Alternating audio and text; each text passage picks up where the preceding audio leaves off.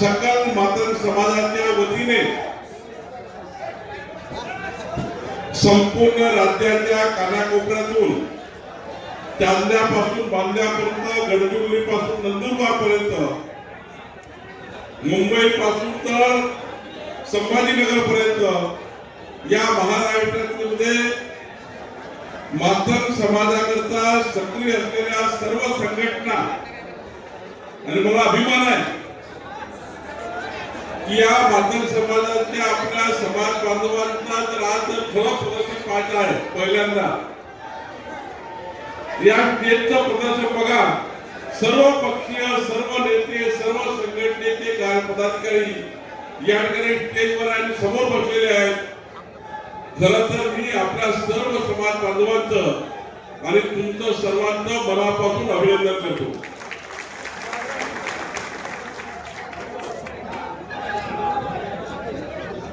खरं तर आपल्या या आजच्या या मोर्चामध्ये आपल्या सर्वांचं मी याकरता पुन्हा अभिनंदन करतो की माननीय प्रधानमंत्री मोदीजींनी आणि देशाच्या सैनिकांनी दहशतवादाच्या विरुद्ध लढाई सुरू केली. दहशतवादाच्या विरुद्ध लढाई सुरू केली. आता ते पहलगाममध्ये जे आपले 28 बांधव आतंकवादी, ते दहशतवाद्यांनी मारले, धर्म विचारून मारले, त्या सर्व परिवाराकरता संपूर्ण देश जागून झाला. 140 कोटी भारतीय जागून झाले. आणि माननीय प्रधानमंत्री मोदीजी आणि देशाच्या सैनिकांकरता प्रचंड उत्साह या देशामध्ये तयार केला. संपूर्ण राज्यभर तिरंगा यात्रा झाल्या आणि या देशाच्या आपल्या सैनिकांना मजबूतीने पाठिंबा दहशतवादाच्या विरुद्ध तयार केला. त्याबद्दल मी मातंग समाजाची या ठिकाणी मनापासून आभार मानतो. तिरंगा यात्रेमध्ये आपण सर्व सहभागी झाले आणि आता तर मी तुम्हाला याकरता आभार मानतो भारतीय जनता पार्टीचा अध्यक्ष म्हणून, भारतीय जनता पार्टीचा अध्यक्ष म्हणून. माननीय देवेंद्र फडणवीसांचं सरकार, आपल्या महायुतीचं सरकार या महाराष्ट्रात येण्याकरता ज्या पद्धतीने आपण सर्वांनी प्रचार प्रसार केला, महायुतीचं सरकार आणण्याकरता ज्या पद्धतीने प्रत्येक घरापर्यंत आपण गेलो आणि या महाराष्ट्राचे आतापर्यंतचे सर्व इतिहास तोडत तोडत तोडत तोडत महाराष्ट्राचे मुख्यमंत्री म्हणून देवेंद्र फडणवीसजी यांच्यावर मातंग समाजाने विश्वास दर्शवला आणि महाराष्ट्रामध्ये माननीय देवेंद्र फडणवीसांचं सरकार आणण्याकरता मातंग समाजांनी ज्या पद्धतीचं मतदान केलं, मी तुम्हाला पक्षाचा अध्यक्ष म्हणून या ठिकाणी नतमस्तक होतो. तुमचे या ठिकाणी अभिनंदन करतो, तुमचे आभार मानतो. आपलं सरकार आणण्याकरता तुम्ही काम केलं आणि आज मला या ठिकाणी या व्यासपीठावर या ठिकाणी या मोर्चामध्ये आमचे लोकप्रिय आमदार, जो युवा आमदार ज्याला आम्ही विधान परिषदेमध्ये आम्ही सांगितलं होतं देवेंद्र फडणवीसजींनी की अमित गोरखे तू विधानमंडळात दिसतीलच, विधानमंडळामध्ये अमित गोरखेंना त्या ठिकाणी ज्या पद्धतीने विधान परिषदेमध्ये आपण शब्द दिला होता, आरटीच्या जेव्हा आंदोलनाच्या वेळी, आरटीच्या आंदोलनाच्या वेळी मी आलो होतो तेव्हा शब्द दिला होता देवेंद्र फडणवीस सरकार आणि एकनाथ शिंदे सरकारने की या ठिकाणी आरटी तयार होईल, आरटीला बजेट मिळेल, पुण्याचे आपलं स्मारक तयार होईल. जे जे शब्द देवेंद्र फडणवीसजींनी आपल्याला दिले, आपल्या सरकारने दिले, आपल्या केंद्र सरकार मोदीजींनी दिले, आपल्या सर्वांना दिले. माझा दावा नाही की आम्ही सारा बदललाय, माझा दावा नाही की आम्ही सारा बदलला अमित गोरखेजी, पण माझा दावा आहे इमानदारीनं सर्व बदलण्याचा प्रयत्न आमचं सरकार करते, आमची पार्टी करते आहे. खऱ्या अर्थानं या ठिकाणी इमानदारीचा प्रयत्न करतो. आज मला या ठिकाणी आमदार सुनील कांबळेजी, या ठिकाणी आमदार सुनील कांबळेजी, जिथे जनता कुलकर्णी, माजी मंत्री रमेश बागवेजी, माजी मंत्री लक्ष्मणराव ढोबळेजी माजी मंत्री दिलीप कांबळेजी, सी ससानेजी, माजी आमदार सुधाकर भालेराव, परिमल कांबळे, रामजी, या ठिकाणी आमदार सुनील कांबळेजी, जिथे जनता पुरकरजी, माजी मंत्री रमेश बागवेजी, माजी मंत्री लक्ष्मणराव ढोबळेजी, माजी मंत्री दिलीप कांबळेजी, सी ससानेजी, माजी आमदार सुधाकर भालेराव, परिमल कांबळे, राम चव्हाण, मारुती वाडेकर, सुधार झुपे, पंडित सूर्यवंशी, सचिन साठे आणि या ठिकाणी अनिल सौंदळे, व्यासपीठावरचे अनेक नेते मान्यवर आहेत. मी त्यांची क्षमा मागतो, काही नाव मी घेऊ शकलो नाही आणि तुमच्या समोर क्षमा मागतो, पण मला अभिमान आहे ज्या पद्धतीचं व्यासपीठ आहे, ज्या पद्धतीचे तुम्ही या ठिकाणी ही जी मोर्चा काढला आहे. आता मातंग समाजाने जी मागणी केली आहे, सकल मातंग समाजाची मागणी आहे, आमचं सरकार, देवेंद्र फडणवीस सरकार आपली अबकटाची मागणी मान्य केल्याशिवाय राहणार नाही. हे मी नाही म्हटलंय, हे माननीय कोणी म्हटलंय,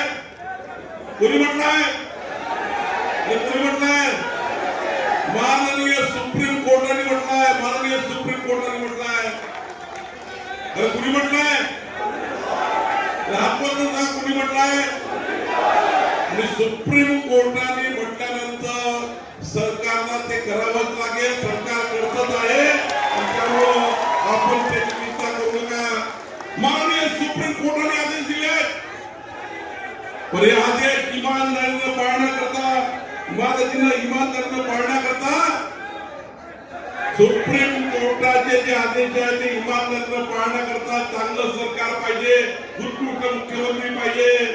आता सरकारही चांगलं आहे, सरकारही आपलं सरकार आहे आणि देवेंद्र फडणवीस सरकार एक कर्तव्यदक्ष मुख्यमंत्री महाराष्ट्रामध्ये आहे.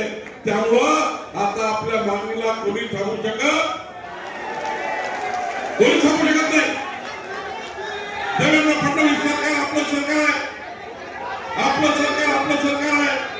त्यामुळं काही चिंता करायची गरज नाही. मी पुढच्या 15 दिवसामध्ये माननीय देवेंद्रजीकडे बैठक लावतो. देवेंद्रजीकडे बैठक आपल्या सकल संपूर्ण समाजाच्या लोकांची, आपल्या सकल वाचक समाजाच्या सर्व नेत्यांसमोर एक बैठक. मला या ठिकाणी जे निवेदन प्राप्त झालं आहे, या ठिकाणी महत्वाचे जे मुद्दे आहेत, माननीय न्यायमूर्ती बदल समितीच्या राज्यातील जातीचा आराखडा तयार करणे, सुप्रीम कोर्टाच्या निकालाप्रमाणे निर्णय करणे, असे मला 7 विषयाचं निवेदन मी 15 दिवसाच्या आतमध्ये देवेंद्र फडणवीसजीकडे एक बैठक या 7 मुद्द्याची मी 15 दिवसाच्या आतमध्ये 7 मुद्द्याकरता एक बैठक माननीय देवेंद्रजीकडे स्वतः मी आणि आपले व्यासपीठावरचे सर्व नेते त्या बैठकीला हजर राहतील आणि 7ही मुद्द्यांची बैठक माननीय देवेंद्रजीकडे मी या ठिकाणी लावण्याचा शब्द आपल्याला देतो आहे. 15 दिवसाच्या आतमध्ये या 7 मुद्द्याची बैठक मी माननीय देवेंद्रजीकडे लावण्याचा या ठिकाणी निर्णय माननीय देवेंद्रजीकडे लावण्याचा आपल्याला शब्द देतो आहे. आणि मला विश्वास आहे व्यासपीठावरचे ज्या पद्धतीचा नेतृत्व या ठिकाणी बसला आहे, मातंग समाजाला न्याय देण्याकरता या ठिकाणी खाली तुम्ही सर्व बांधव बसलेले आहेत. तुम्हाला सर्वांना मी विश्वास देतो, माननीय देवेंद्रजी जेव्हा बैठक घेतील तेव्हा संपूर्ण विषयाला न्याय मिळाल्याशिवाय राहणार नाही.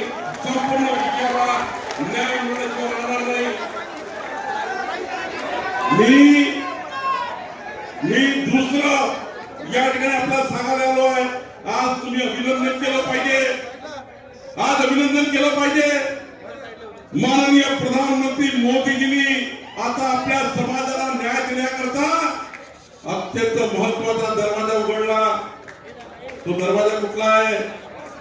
आता इमानदारीची जात न्याय देण्याकरता माननीय मोदीजींनी माननीय मोदींनी या ठिकाणी करण्याचा निर्णय आपल्या सरकारने घेतलेला आहे। आणि मी तुम्हाला दाव्याने सांगतो, तुम्ही इतके जागृत झालेले आहेत, तुम्ही इतके जागृत झालेले वरचे आणि खालचे नेते, कारण तुम्ही मोदींचं ऐकलं, मोदींचं काय ऐकलंय तुम्ही, काय ऐकलं समाजाने मोदींचं? मी अभिमान करतो, तुम्ही एक गोष्ट पक्की ऐकली आहे, मोदींची कोणती गोष्ट ऐकली आहे? काय सांगितलं मोदीजींनी? एक है तो काय म्हटलंय? एक है तो जोरात बोला, काय म्हटलं मोदीजींनी? एक है तो सेफ है। तुम्ही सर्व आता असे एक झालेले आहेत, व्यासपीठावर असे एक झाला आहे की तुम्हाला आता तुमच्या जनगणनेमध्ये तुमचा वाटा कोणी राहू शकत नाही, इतके मजबूत झाले, इतके मजबूत झाले। हे व्यासपीठ कमजोर नाहीये, हे व्यासपीठ बघा कसं आहे, गडचिरोली पासून तर मुंबई पर्यंत, मुंबई पासून नंदुरबार पर्यंत 14 कोटी जनतेमध्ये जेवढा मातंग समाज आहे ना, या मातंग समाजावर कोणी अन्याय करू शकत नाही, एवढं मला वाटतं। आणि मी तुम्हाला दाव्याने सांगतो, तुम्ही इतके जागृत झालेले आहेत, तुम्ही इतके जागृत झालेले वरचे आणि खालचे नेते, कारण तुम्ही मोदींचं ऐकलं, मोदींचं काय ऐकलंय तुम्ही, काय ऐकलं समाजाने मोदींचं? मी अभिमान करतो, तुम्ही एक गोष्ट पक्की ऐकली आहे, मोदींची कोणती गोष्ट ऐकली आहे? काय सांगितलं मोदीजींनी? एक है तो काय म्हटलंय? एक है तो जोरात बोला, काय म्हटलं मोदीजींनी? एक है तो सेफ है। तुम्ही सर्व आता असे एक झालेले आहेत, व्यासपीठावर असे एक झाला आहे की तुम्हाला आता तुमच्या जनगणनेमध्ये तुमचा वाटा कोणी राहू शकत नाही, इतके मजबूत झाले, इतके मजबूत झाले। हे व्यासपीठ कमजोर नाहीये, हे व्यासपीठ बघा कसं आहे,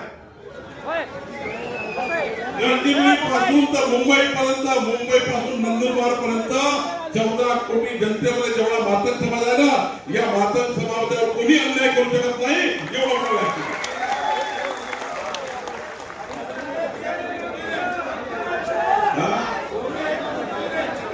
एक है तो सेफ है, आणि त्यामुळं बंधू भगिनींनो, शेवटपर्यंत लक्षात ठेवायचं, काय लक्षात ठेवायचं, काय लक्षात ठेवायचं, काय लक्षात ठेवायचं? या सकल मराठी सकल या ठिकाणी मातंग समाजाच्या मोर्चाचं काय घेऊन जातं, गुराचा काय घेऊन जा, तुम्ही गुराचा काय घेऊन जा, एक है तो, आणि मग एक है तो सेफ असल्यावर आपल्याला जनगणनेमध्ये कोणी कमी करू शकत नाही। तुमची जनगणना ही 2027 मध्ये जेव्हा जाहीर होईल, केव्हा डेट येईल, तेव्हा जनगणना सुरू झाली आहे, ती होईल। आता नवीन जनगणना सुरू झाल्यानंतर तुम्हाला सर्वांना माहिती होईल, जनगणना सुरू झाल्यानंतर जेव्हा जनगणनेचा आकडा येईल, तेव्हा तुम्हाला मातंग समाजाला संपूर्ण त्या ठिकाणी तुमची जनसंख्या हे किती आहे हे संपूर्ण माहीत पडल्याशिवाय राहणार नाही, आणि तुमचा हक्क मग कोणी डावलल्याशिवाय राहणार नाही। कारण जनगणना आम्ही आपल्या समाजाचं जे काही चुकीची नोंद झाली होती ती आता क्लिअर होईल, आणि त्यामुळे जनगणना झाल्यानंतर मात्र कोणी समाजाला मागे ठेवू शकत नाही। आणि म्हणून मोदीजींचे एकदा जोरात टाळावाजून आपण स्वागत केलं पाहिजे।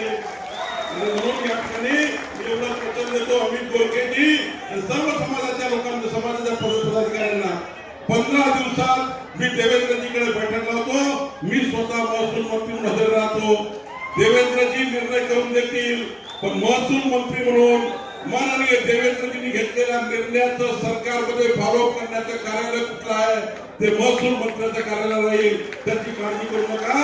कारण देवेंद्रजींनी मला पाठवलं आहे, सांगितलं आहे मी पक्षाचा अध्यक्ष आहे, महसूल मंत्री आहे, सांगितलं आहे मी निर्णय घेऊन देईल, पण त्या निर्णयाचं संपूर्ण फॉलोअप करण्याची जबाबदारी माझ्याकडे आहे, काळजी करायची गरज नाही।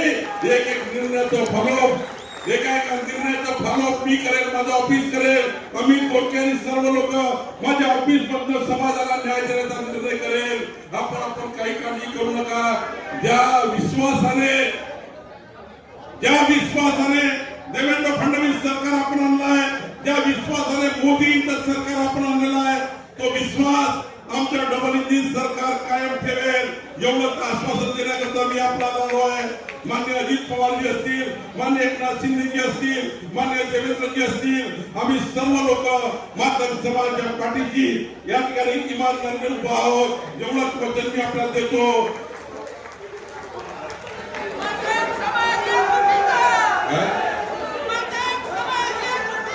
हा 250 कोटी रुपयाचं जे आपलं या ठिकाणी बहुमोठी रस्ता त्यांचं जे स्मारक सुरू आहे, माननीय प्रधानमंत्री मोदीजींना त्या ठिकाणी आणण्याची जबाबदारी त्यांनी मला सांगितली. मी नक्की प्रयत्न करेन आणि माननीय प्रधानमंत्री मोदी त्या ठिकाणी आले पाहिजे. याबद्दल एक पक्षाचा अध्यक्ष म्हणून या ठिकाणी जे मला माझ्या अधिकारात आहे ते करण्याचा मी प्रयत्न करेन एवढंच वचन मी आपल्याला देतो. आणि सर्वांना जे कानाकोपऱ्यातनं, विदर्भातनं, मराठवाड्यातनं, पश्चिम महाराष्ट्रातनं, उत्तर महाराष्ट्रातनं आमचा हा मातंग समाजाचा कार्यकर्ता बहिणी भाऊ आले आहे, तुम्हाला सर्वांना नमस्कार होतो. सर्वांचे खूप खूप धन्यवाद.